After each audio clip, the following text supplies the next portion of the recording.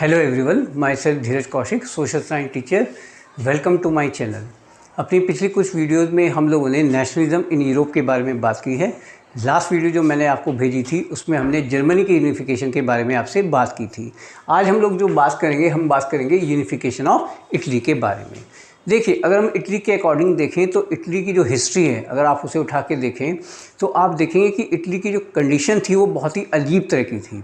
Italy जो था वो बेसिकली 7 स्टेट्स में डिवाइड था और सेरेडिना पिडामोंट को छोड़कर बाकी जो स्टेट्स थी उस पर नॉन इटालियन लोग जो हैं रूलिंग करते थे। कहीं पे आपको हैब्सबर्ग एम्पायर मिलेगा, कहीं पे आपको स्पेनिश रूलर मिलेंगे, ठीक है ना। तो ये अलग अलग जगह पे आपको अलग अलग रूलर जो है मिलते थे। कहीं पे आपको पोप की सत्ता मिलेगी।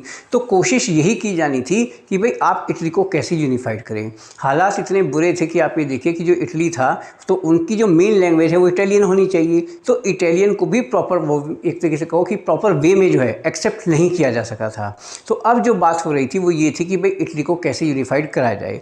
अगर हम इटली के यूनिफिकेशन के अकॉर्डिंग देखें तो कुछ लोगों के बारे में अब हम जो है बात करेंगे। इसमें सबसे पहले हम बात करेंगे मैसनी के बारे में। मैसनी ने क्या किया कि 1830 में जो है इन्होंने इटली को यूनिफाइड करने के ऊपर काम किया कि भाई किसी भी तरीके से जो है मुझे अपने कंट्री को यूनिफाइड कराना है। 1831 से लेके 1848 के बीच में बहुत सारे छोटे छोटे रिवोल्ट के माध्यम से कोशिश की गई कि भाई जो इटली है वो प्रॉपर्ली यूनिफाइड हो जाएगा, लेकिन उनकी जो कोशिशें थी वो कामयाब नहीं हो रही थी। हालांकि उन्होंने बहुत सारी सीक्रेट एजेंसियों के ऊपर काम किया, यंग इटली के नाम से भी उन्होंने एक ऑर्गेनाइजेशन बनाई थी, पर वो अपने पर्पज़ में जो है कामयाब नहीं हो पाए थे। तो उसके बाद क्या हुआ कि इटली के यूनिफिकेशन की जिम्मेदारी जो दी गई वो किसको दी गई थी? वो मिस्टर विक्टर एमनुएल सेकंड को दी गई थी, जो सेरेडिना पिडामोंट के राजा थे। उसके बाद उन्होंने इस चीज़ के ऊपर काम करना शुरू किया। इसमें एक और व्यक्ति को हम यहाँ पे जोड़ सकते हैं, दैट वाज कैवोर। 1859 की अगर मैं अकॉर्डिंग बात करें तो ये वहाँ के मंत्री थे, बेसिकली सेरेडिना पिडामोंट से रिलेट करते थे, ठीक है ना। और इन्होंने एक डिप्लोमेटिक पॉलिसी के तहत, इसको अगर हम बात करें पॉलिटिक्स की भाषा में तो कूटनीति भी आप इसे कह सकते हैं, ठीक है ना।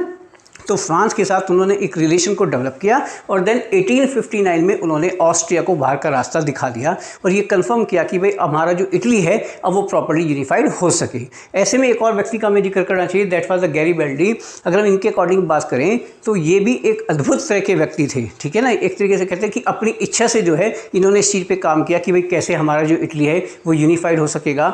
वॉलियंटस की इन्होंने एक बहुत बड़ी जो है आर्मी बनाई थी और बाकायदा जो है 2 स्टेट्स में जो है, अगर हम बात करें सदर्न इटली के कुछ इलाकों में, या टू सिसिली एक स्टेट का नाम था, वहाँ पर जो है इन्होंने जो लोकल एक तरीके से वहाँ के जो बाशिंदे थे, जो वहाँ के किसान थे, उनका फेवर इन्होंने गेन कर लिया था, ठीक है ना। और स्पेनिश राजाओं को जो है बाहर का रास्ता दिखाने में ये कुछ हद तक कामयाब हो गए थे, ठीक है।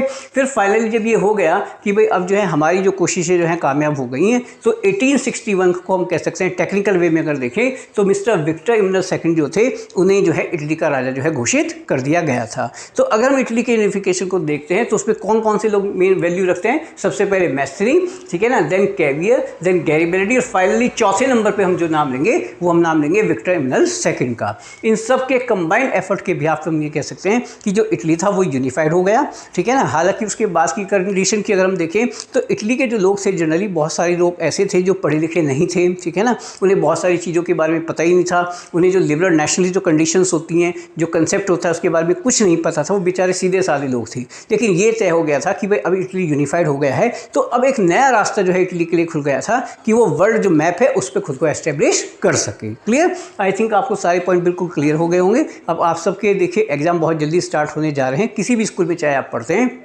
अब इसमें हम 2 वीडियो आपको और भेजेंगे, एक ब्रिटेन के बारे में और देन बाल्कन एरियाज के बारे में, ठीक है।